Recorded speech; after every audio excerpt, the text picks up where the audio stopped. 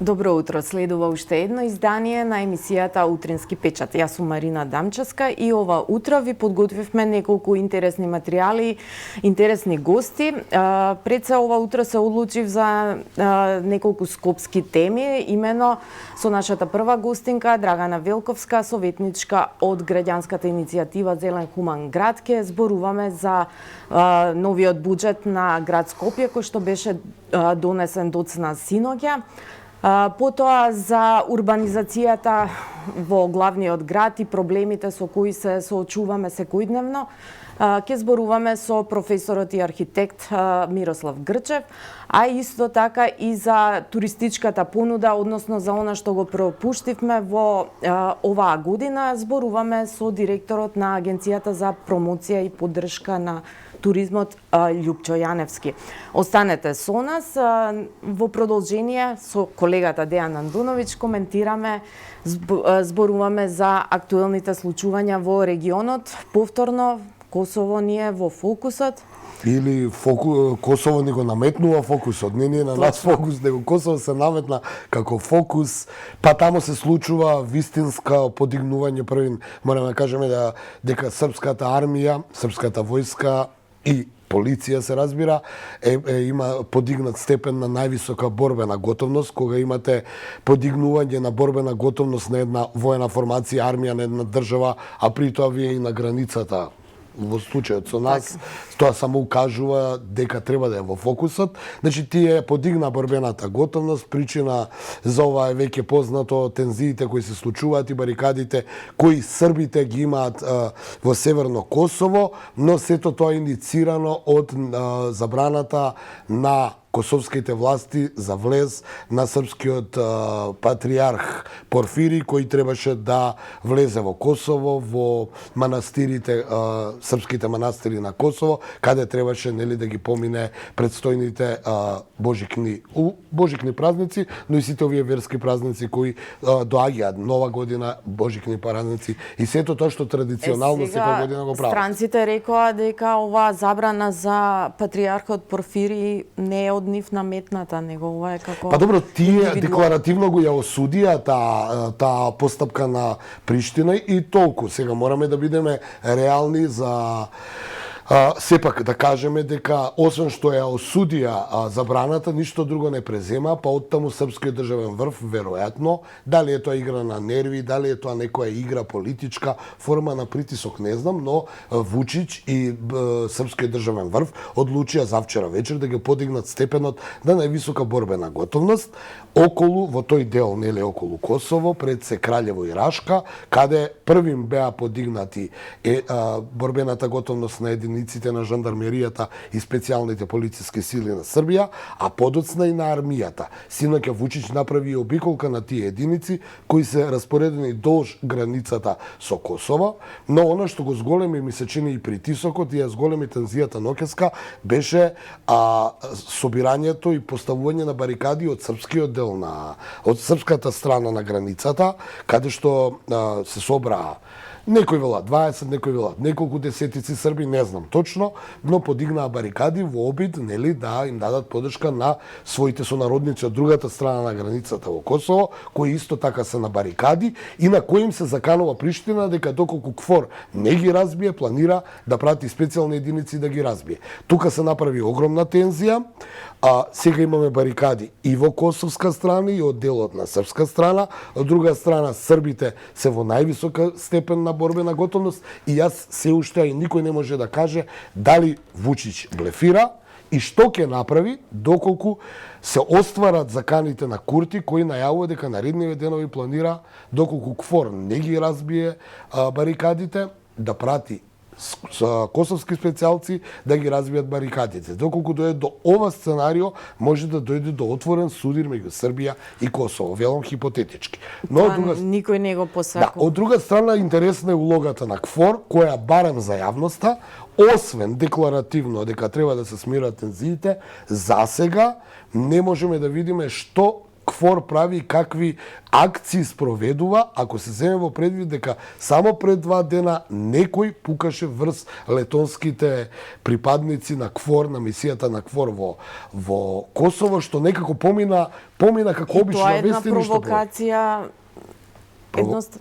Провокација која е многу сериозна. Еве, јас и ти сме новинари, сме биле на Косово уште во почетниот дел кога влезе мисијата на КФОР пред 20 и кусур години. Јас бев многу пати и таму беше сериозна борбена состојба.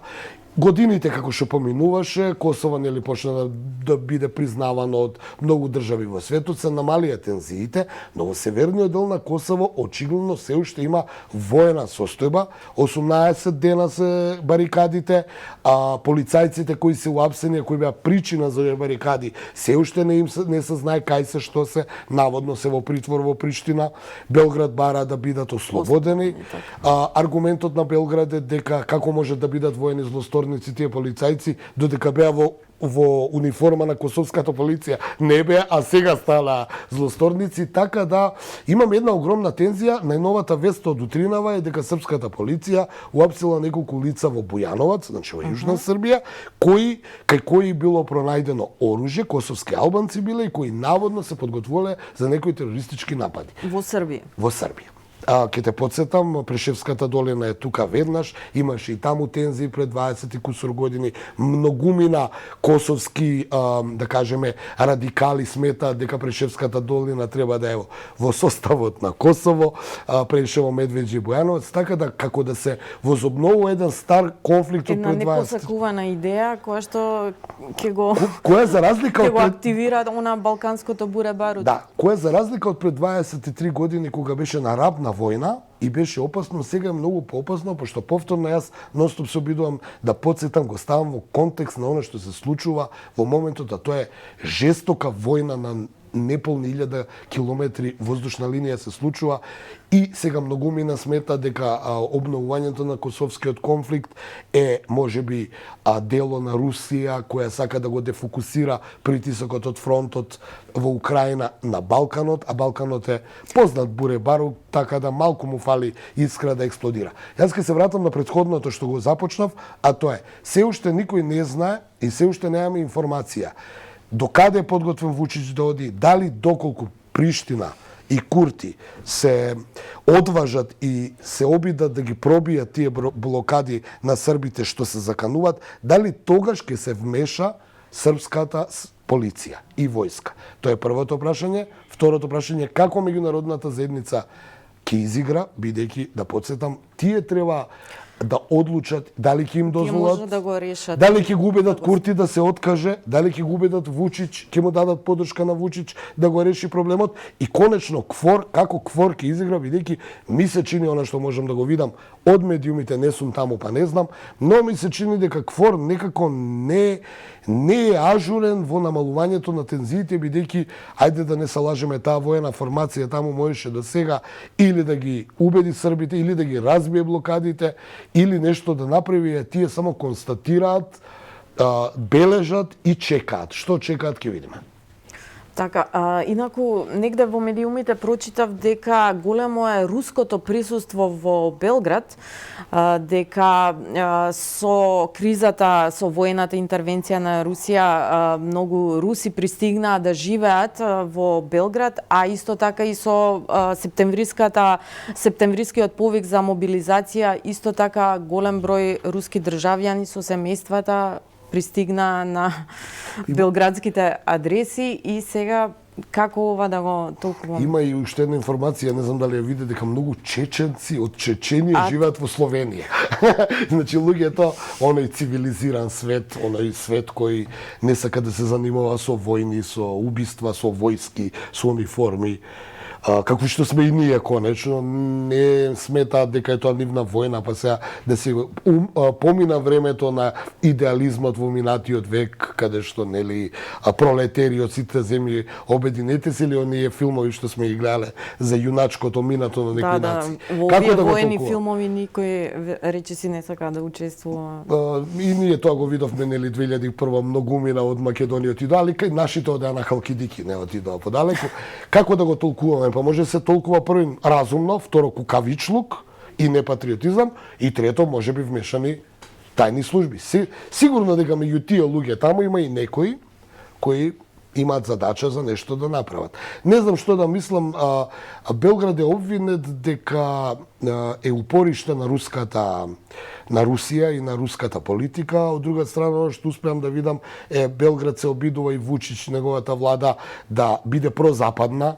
Моето мислење е дека Белград нема толку добри односи со Москва, како што некој сака толку да ја прикаже. Би рекол дека Белград има подобри односи со Кина, одошто со Москва во моментов, но секако не сака да ги расипе односите, што според мене е за почит и ја тера една политика која една бивша држава во која ние живеевме, ја тераше еден бивши председател кој денеска го нарекува диктатор, значи политика на еквилибризам, ни лево ни десно, но Белград може да биде одскочна даска за тие структури на Москва кои би сакале да дестабилизираат регион, доколку таква намера имаат. Не можеме да ги обвиниме, не знаеме. Она што знаеме сега дека е Косово многу тензично и дека Косово очекувам, јас за жал морам да кажам отворено, повторно меѓународната заедница не би јасно која е намерата со Косово.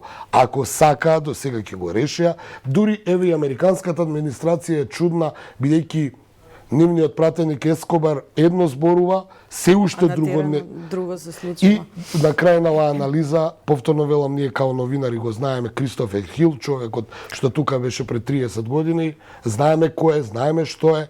Неговата изјава вчера дека не е добро што не го пуштиле патријархот Порфири на Косово, кажува дека не е добро, ама тоа е тоа што не е добро. Во секој случај, сега за сега останува да видиме докаде е подготвен да оди Курти и докаде е подготвен да оди Вучич.